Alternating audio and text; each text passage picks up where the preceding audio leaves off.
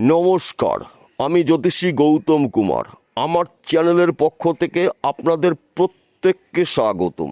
আজকের আলোচনার মূল বিষয় আগামী 2রা জুন 2026, দীর্ঘ 12 বছর পর গুরু বৃহস্পতি প্রবল শক্তি সঞ্চয় করে তুঙ্গ গৃহে অর্থাৎ কর্কট রাশিতে প্রবেশ করতে চলেছে। ফলে কন্যা রাশি জাতক বা জাতিকাদের জীবনে বহু পরিবর্তন কিন্তু হতে চলেছে। তাই আপনি যদি কন্যা রাশি জাতক বা জাতিকা হয়ে থাকেন, এই ভিডিওটি না কেটে না স্কিপ করে সম্পূর্ণ দেখার চেষ্টা করুন। এই ভিডিওর মধ্যে আমি আপনাকে 22টি শুভ খবর জানাবো, যা নাকি আগামী 2রা জুন 2026 থেকে 30শে অক্টোবরের মধ্যে গুরু বৃহস্পতির কৃপা আশীর্বাদে আপনি 22টি শুভ খবর পেতে চলেছেন। তাহলে বন্ধুরা, আসুন দেরি না করে মূল পর্বে যাওয়া যাক। কিন্তু ভিডিওটি শুরু করার আগে আমরা প্রথমে একটু গুরু বৃহস্পতির সম্পর্কে জেনে নিই, তাহলে আমাদের বুঝতে সুবিধা হবে এবং সহজ হবে। গুরু বৃহস্পতি একটি রাশিতে অবস্থান করে পুরো 1 বছর, অর্থাৎ দীর্ঘ 12 বছর পর কিন্তু আবার গুরু বৃহস্পতি কর্কট রাশিতে প্রবেশ করবে 2রা জুন 2026। এবং গুরু বৃহস্পতিকে মানা হয় 9টি গ্রহর মধ্যে শুভ গ্রহ, শ্রেষ্ঠ গ্রহ, গুরু গ্রহ। দেবগুরু বৃহস্পতি কর্মের দেবতা, সম্মানের দেবতা, সন্তানের দেবতা, বিদ্যা বুদ্ধির দেবতা, সম্পদের দেবতা গুরু বৃহস্পতি। গুরু বৃহস্পতি আপনার রাশির সাপেক্ষে লাভের ঘরে গোচর করবে, একাদশ ঘরে। শুধু একাদশ ঘরে প্রবেশ করবে এমনটি নয়, তার পাশাপাশি আরও কয়েকটি বিষয় কিন্তু আপনার শুভ। গুরু বৃহস্পতির 3টি দৃষ্টি রয়েছে: পঞ্চম দৃষ্টি, সপ্তম দৃষ্টি, নবম দৃষ্টি। এই 3টি দৃষ্টিকে মানা হয় অমৃত দৃষ্টি।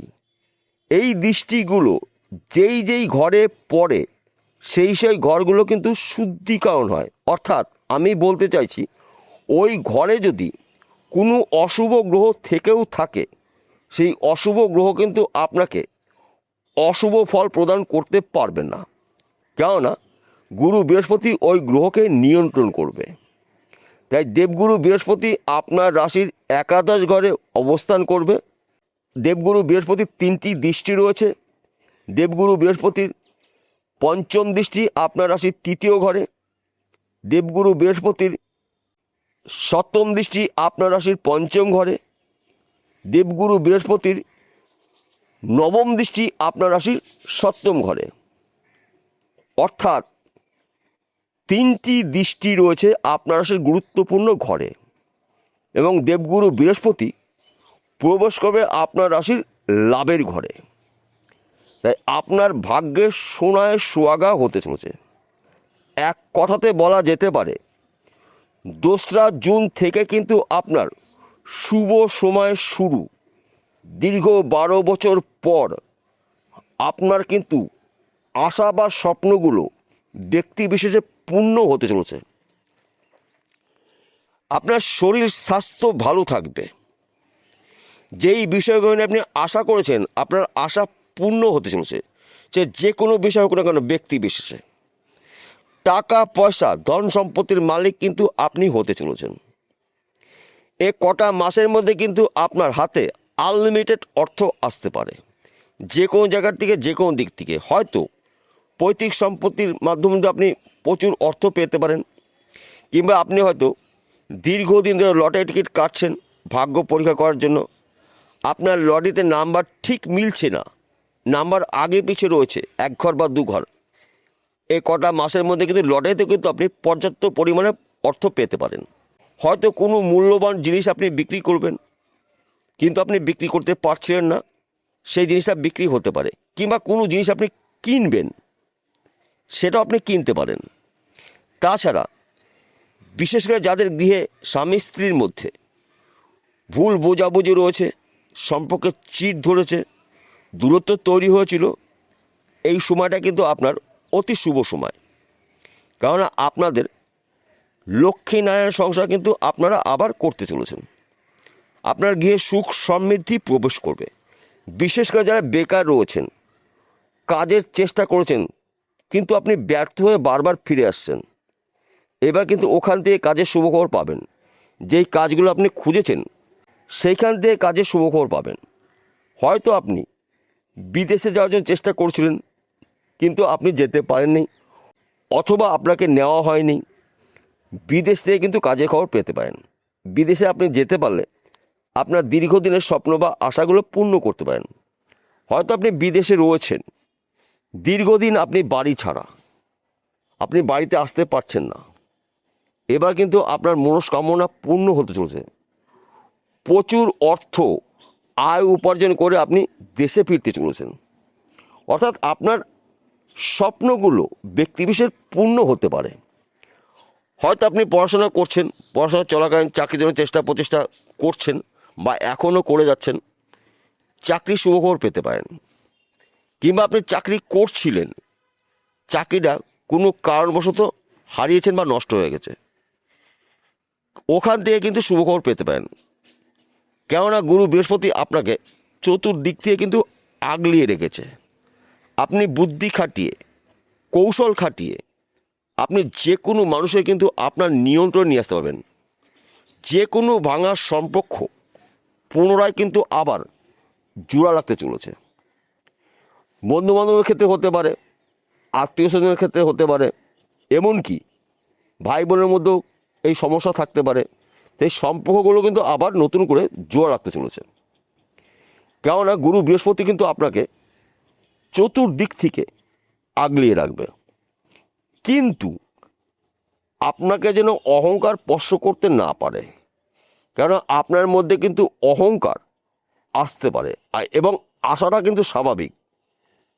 আপনি যা আয় উপার্জন করবেন চোখে পড়ার মতন, তাই অহংকার যেন আপনাকে স্পর্শ করতে না পারে। এবং গুরুত্বপূর্ণ কাজ, শুভ কাজগুলো যখন আপনি শুরু করবেন, অবশ্যই গুরুজনের মানুষের কাছ থেকে আশীর্বাদ নিয়ে সেই কাজটি শুরু করবেন। দেখবেন সেই কাজটি দ্রুত গতিতে আপনি কমপ্লিট করতে পারবেন। কেননা গুরু বৃহস্পতির কৃপা আশীর্বাদে কিন্তু আপনি আপনার স্বপ্ন বা টার্গেটগুলো পূর্ণ করতে পারেন। পিতামাতার পুরো সাপোর্ট পেতে পারেন। এই সময় চলাকালীন কিন্তু আপনি মাতুলবাড়ি সম্পত্তি পেতে পারেন, শ্বশুরবাড়ি সম্পত্তি পেতে পারেন। কেননা পরধন প্রাপ্তির যোগ থাকবে। শুধুমাত্র আপনাকে একটু বুঝে শুনে চলতে হবে। মাথা একদম গরম করা যাবে না, মাথা ঠান্ডা করে কাজগুলো আপনাকে শুরু করতে হবে। আপনার কাজের চাপ হতে পারে, অফিসে কাজের দায়িত্ব বাড়তে পারে, তাই এই সময় চলাকালীন কিন্তু আপনার মাথা কখনোই গরম করা যাবে না। তাহলে কিন্তু হওয়া কাজে বাধা সৃষ্টি হতে পারে। এই বিষয়গুলো কিন্তু গুলিয়ে ফেললে চলবে না।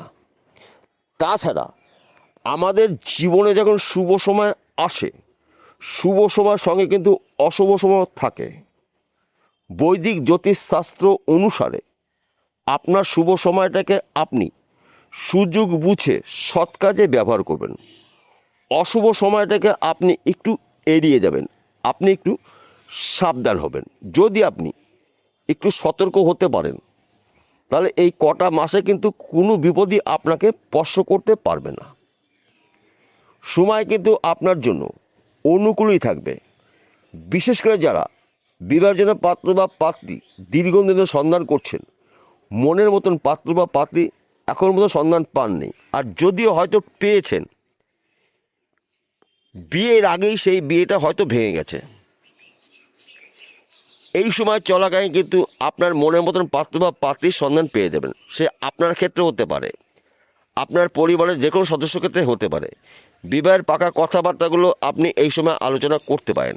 মাঙ্গলিক কাজগুলো কিন্তু এবার আপনার গিয়ে হতে চলেছে, কারণ গুরু বৃহস্পতি আপনাকে চতুর্দিক থেকে আগলিয়ে রাখবে।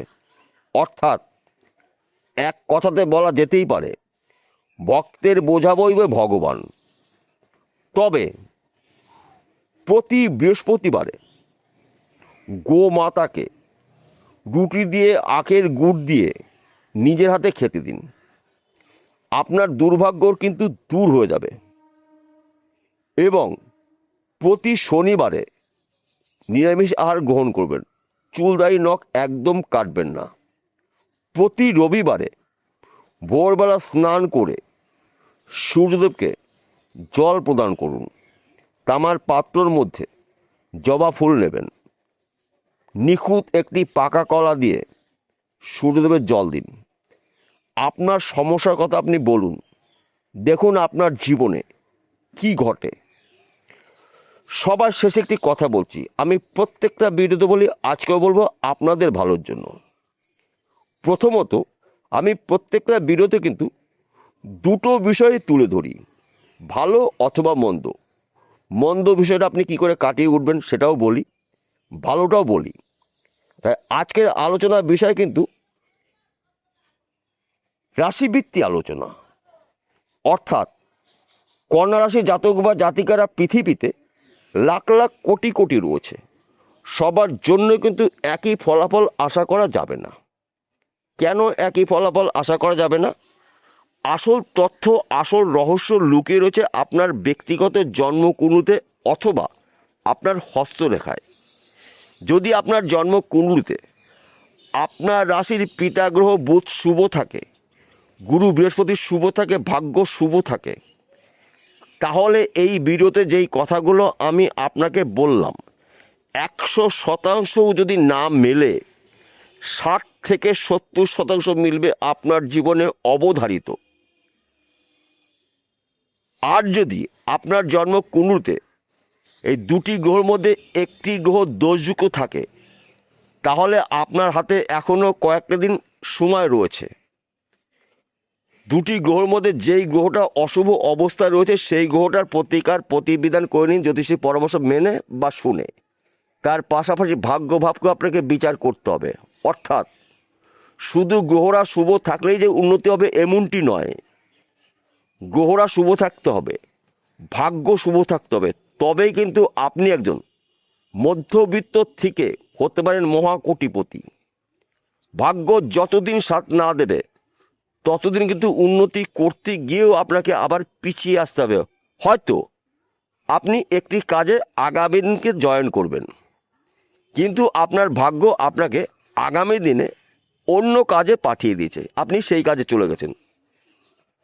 তাহলে ওই কাজে যখনই আপনি জয়েন করতে পারলেন না, তাহলে কিন্তু আপনার উন্নতি করার বাধা সৃষ্টি হলো।